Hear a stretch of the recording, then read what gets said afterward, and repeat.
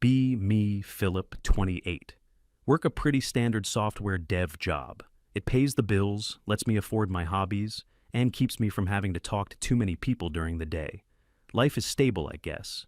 The only part that feels like a constant losing battle is the dating scene. It's sometime in the early spring, one of those miserable rainy weeknights where you feel like the whole world is gray. I'm on my couch, scrolling through the apps again. Don't even know why I bother. It feels like panning for gold in a river of mud. Every profile is a carbon copy of the last. Fluent in sarcasm. Just looking for someone to go on adventures with.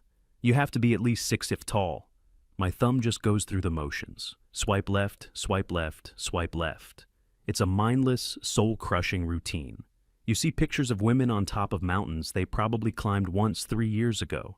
Bios demanding a sense of humor, but offering none of their own. After an hour of this, my brain feels like it's leaking out of my ears. I'm about to give up for the night. Maybe just watch some old documentary and call it a day. Then her profile pops up. Viola. The pictures are professional, almost too good. She's objectively attractive. I can't deny that. But the bio? Oh boy, the bio. It was a masterpiece of red flags, a symphony of warnings. Intersectional feminist, activist, she, her. Here to dismantle the patriarchy, one fragile male ego at a time. Your money is not a substitute for a personality, but it helps. The last line was probably meant to be a joke, but it didn't land like one. Normally, this would be the fastest left swipe in history. My thumb was already hovering over the screen, ready to banish the profile to the digital ether. But I stopped. Something in me was just tired. Tired of trying to be the perfect guy. Tired of crafting the perfect opening message. Tired of pretending to be fascinated by someone's trip to Bali. I had spent years playing the game, trying to be what they wanted. What if, for once, I just leaned into the chaos? What if I just treated it like a science experiment? With a sense of morbid curiosity, I swiped right. To my genuine surprise, it was an instant match. My phone buzzed in my hand. "You have a new connection?" I stared at the screen for a solid minute, half expecting the app to crash. Before I could even think of what to say, or if I should say anything at all, a message from her appeared. Well, just that. One word. No, hi, no, hey Philip. Just an impatient demand. I should have unmatched right then and there, but the scientist in me had already put on his lab coat. I decided to play along. I typed back something simple. Well, what? Her reply was immediate. Don't you know how this works? The man is supposed to start the conversation. It's on you to impress me. I almost laughed out loud. This was going to be even more interesting than I thought. I decided to keep it polite, keep it neutral. My apologies. I was just admiring your bio. It's very direct. What kind of activism are you involved in? This seemed to be the right button to push. The floodgates opened. She sent a wall of text about a protest she organized on some campus. It was against a speaker who she claimed was spreading problematic narratives. She went on about the emotional labor involved, how exhausting it was to be so chronically correct all the time. I tried to steer the conversation to something more normal, asked about her hobbies, what she liked to do for fun. Her answer was that relaxing was a privilege she couldn't afford in a world so unjust. Every attempt I made to connect on a human level was met with a political lecture. It was like talking to a walking op-ed column. After a few days of this strange, one-sided back and forth, I was starting to get bored of my own experiment. I was just about to ghost the conversation. Then she sent the message that changed the trajectory of everything. This has been a really draining week. All this fighting for basic human decency is exhausting. I feel like I deserve a reward. I knew where this was going. I could feel it in my bones. I sent back a non-committal, "Sorry to hear that." She continued, undeterred. "I know this amazing steakhouse downtown. They have the best cocktails. I've been dying to go, but it's the kind of place you can't really go to alone." There it was, not, "Would you like to go with me?" Not, "Are you free sometime?" It was a statement of fact, dangling in the air, waiting for me to take the bait. I took a screenshot of the conversation and sent it to my buddy, Jeff. Jeff is one of those guys who got cynical about dating long before I did. He'd seen it all. His reply came back in less than 30 seconds. "That's not a date, my friend. That's an invoice." I told him I knew, but that I was curious to see how it would play out. Jeff sent back a string of warning emojis. He said it was a classic foodie call, a term I'd heard but never really encountered in the wild. He explained that some women use dating apps as a free meal service. They have no intention of getting to know you. You are a walking wallet, an ATM with a pulse. He told me to unmatch and forget about her, but I couldn't. The experiment was too compelling. The hypothesis needed to be tested. I wrote back to Jeff, "I'm going. For science." Jeff replied, "Don't say I didn't warn you. Text me when she orders the lobster." I switched back to my chat with Viola. "A nice dinner does sound like a good way to de-stress," I typed. "When are you free?" Her entire tone shifted. Suddenly she was friendly, almost cheerful. She immediately suggested Saturday night at 8. She named the restaurant again. It was one of the most expensive places in the city, a place where a single steak costs more than my weekly groceries. "Perfect," I wrote back. "I'd see you then?" The scientist in me was giddy with anticipation. The normal guy in me was already mourning the loss of his dignity. The days leading up to the date were quiet. She didn't text much, which was a relief. On Saturday, I got ready, but not like I usually would for a date. I didn't stress about picking the perfect shirt. I didn't overthink anything. I felt detached, like an anthropologist preparing to observe a strange new tribe. I drove to the restaurant and got there a few minutes early. It was exactly as opulent as I'd imagined. Dark wood, leather chairs, waiters in crisp white jackets. I gave the host my name, and they led me to a small table for two in a quiet corner. I sat down and waited. 8 o'clock came and went. At 8:10, I started to wonder if she would even show up. At 8:15, I was thinking about just ordering for myself and enjoying a nice meal alone. At 8:22, she walked in. She scanned the room with a look of mild annoyance, as if she was the one who had been kept waiting. She spotted me and walked over. No smile, no apology for being late. She just sat down, put her purse on the empty chair, and gave me a quick once-over. "You look shorter in person," was the first thing she said. I just nodded. "Hello, Viola. Nice to finally meet you." She pulled out her phone and placed it face up on the table. The screen lit up every few seconds with notifications. The waiter came over to ask about drinks. I ordered a simple beer. Viola didn't even look at the menu. "I'll have a glass of your most expensive Cabernet," she told the waiter, without making eye contact with either of us. The waiter, a consummate professional, just nodded. "An excellent choice, madam." He left, and an awkward silence fell over the table. I tried to start a conversation. "So, how was the rest of your week?" She shrugged, her eyes still glued to her phone screen. "Fine." It was clear she had zero interest in small talk. The waiter returned with our drinks. He also handed us the food menus. I opened mine, already knowing what I was going to get. I had looked up the menu online beforehand. My plan was simple: order one of the cheapest things on the menu. Viola, however, was studying her menu with the intensity of a scholar examining an ancient text. When the waiter returned to take our order, I was ready. "I'll just have the classic cheeseburger, please, medium." The waiter nodded. He turned to Viola. She closed the menu with a soft thud. "I'll start with the seared scallops," she announced. "And for my main, I'll have the 12-ounce filet mignon, medium rare, with a side of the truffle mac and cheese and the grilled asparagus." I did a quick calculation in my head. My burger was about $25. Her order, not including her $30 glass of wine, was already pushing $150. Jeff's prediction about the lobster wasn't far off. Scallops and filet mignon were the next best thing. After the waiter walked away, she finally looked at me. She had a smug little smile on her face. "You're really just getting a burger at a place like this?" I just smiled back. "I'm a simple guy." "Clearly," she said, and went back to her phone. The next hour was one of the strangest and most uncomfortable experiences of my life. The conversation, if you could call it that, was entirely driven by her. She didn't ask me a single question about myself, not about my job, my hobbies, my family, nothing. Instead, I got a series of lectures. She complained about her job as a barista, how the customers were all entitled Neanderthals, how her boss was a perfect example of male toxicity because he once asked her to smile more. She talked about her roommate, who was problematic for watching a certain sitcom she deemed offensive. She deconstructed the inherent power dynamics of the restaurant itself, how the male waiters were probably paid more than the female hostesses. I just sat there, nodding and making non-committal sounds of agreement. Mm-hmm. Wow, that's crazy. I see your point. I was a blank wall for her to throw her opinions at. When the food arrived, it was almost comical. My humble burger on a simple plate, her mountain of food, elegantly arranged, the giant steak, the steaming sides, the artfully seared scallops. She didn't even seem that hungry. She spent the first 5 minutes taking pictures of her food from every possible angle, probably for her social media, to show off the lavish lifestyle she wasn't actually paying for. She took a few bites of the steak, declared it decent, and then mostly just pushed it around her plate. She ate about half of the scallops and a spoonful of the mac and cheese.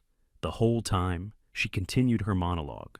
She explained to me that the concept of chivalry was just a tool of the patriarchy to keep women in a subservient position. Opening a door for a woman wasn't polite. It was an act of aggression, a subtle implication that she was too weak to open it herself. I found this particularly ironic, given the situation we were in. She seemed to see no contradiction between her fierce independence and her expectation that I pay for her expensive meal. It was a masterclass in cognitive dissonance. As the meal wound down, she ordered another glass of the expensive wine. I nursed my single beer for the entire duration. Finally, she leaned back in her chair, dabbing the corners of her mouth with a napkin. "I'm stuffed," she announced, despite leaving more than half of her food untouched. It was at that moment I decided to probe the hypothesis one last time. I needed to hear it from her directly. I leaned forward, putting on my most curious and innocent expression. "I find your perspective on this stuff really interesting," I began.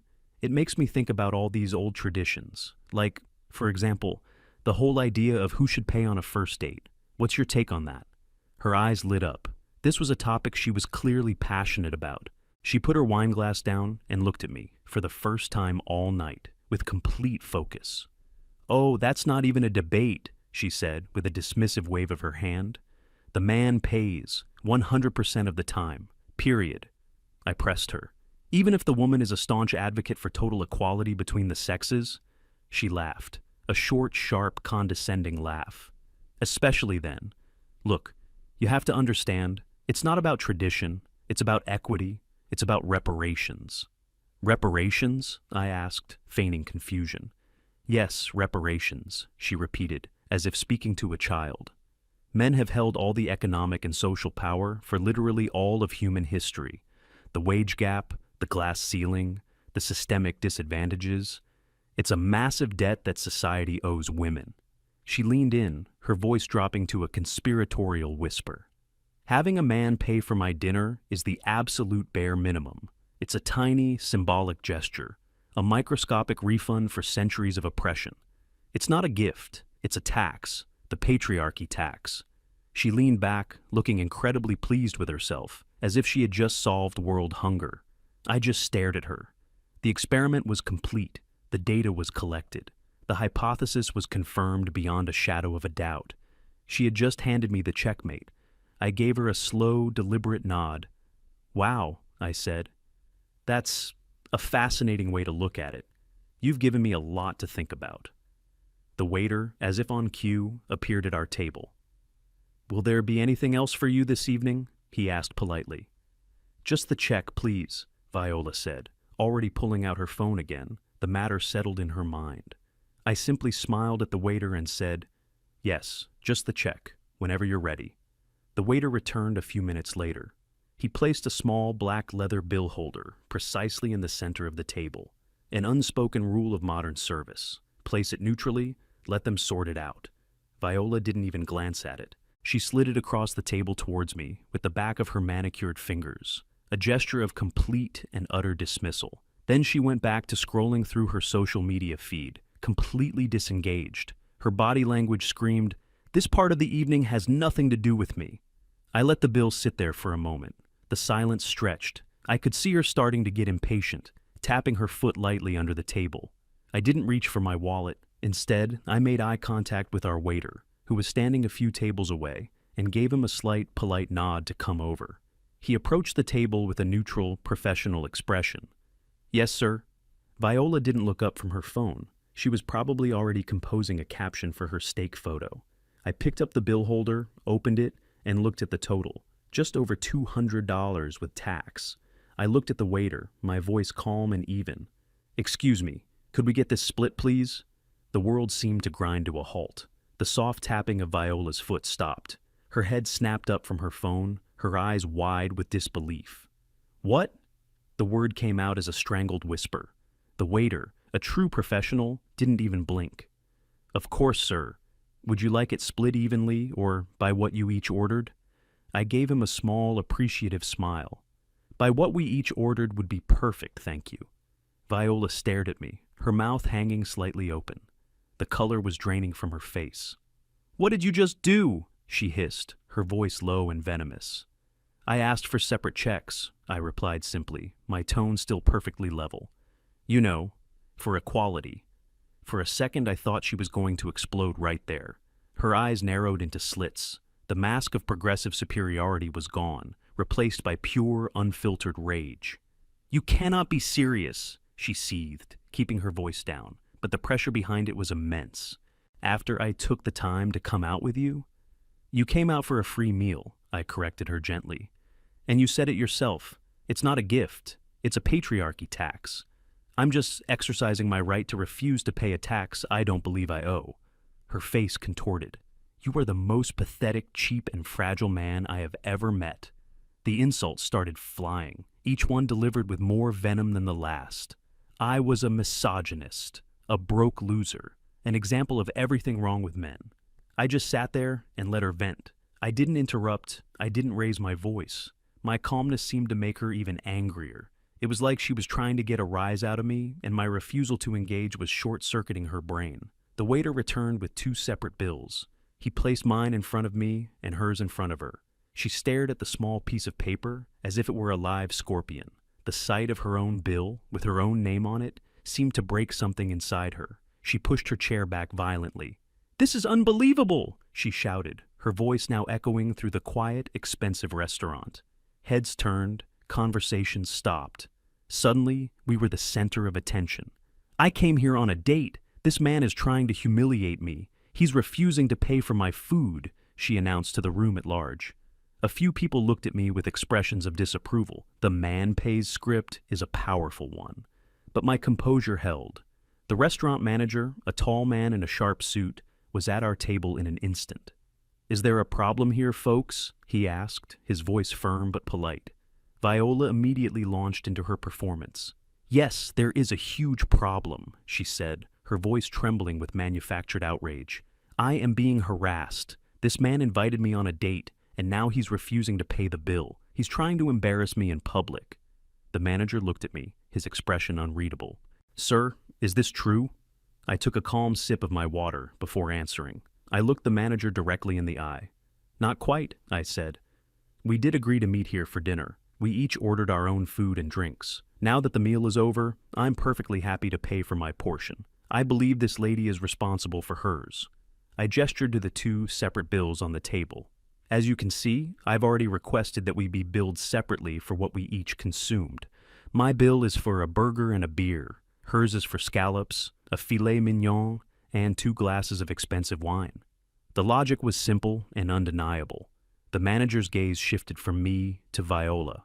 He looked at the 2 bills, then at the half-eaten mountain of expensive food on her plate, then at my single, empty plate.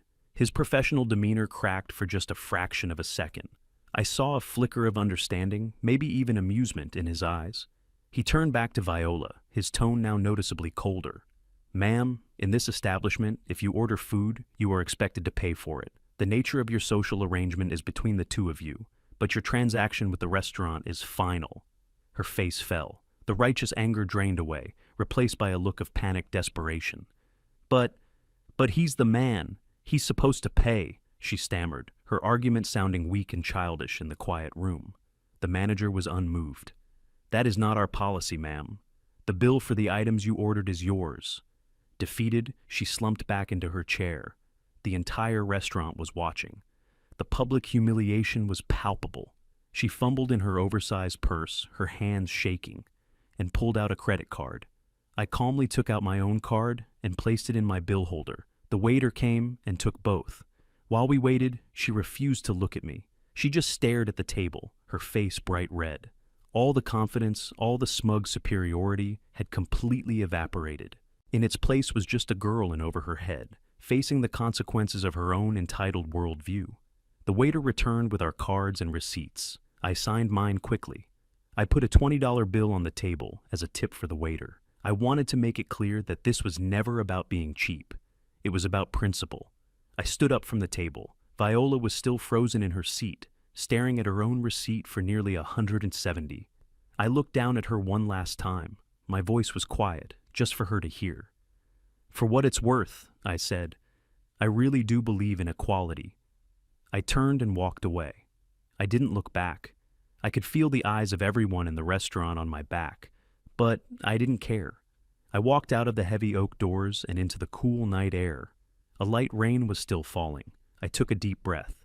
I didn't feel angry. I didn't feel triumphant. I just felt a profound sense of relief. It was like a weight had been lifted. For years I had felt like I was navigating a maze with no map, where the rules were constantly changing and always rigged against me. Tonight, for the first time, I had simply refused to play. I pulled out my phone. My thumb hovered over Jeff's name. I thought about sending him a long message, detailing the whole insane evening, but it didn't feel necessary. I just typed out a simple sentence. "The patriarchy tax has been successfully evaded." I hit send. My phone buzzed almost immediately with his reply. "I knew you had it in you. Bar down the street. Your burger and beer are waiting." I smiled, a real, genuine smile. I put my phone back in my pocket and started walking towards the bar, leaving the steakhouse and everything it represented behind me. The experiment was over, and for the first time in a long time, I felt like I had finally gotten an honest result.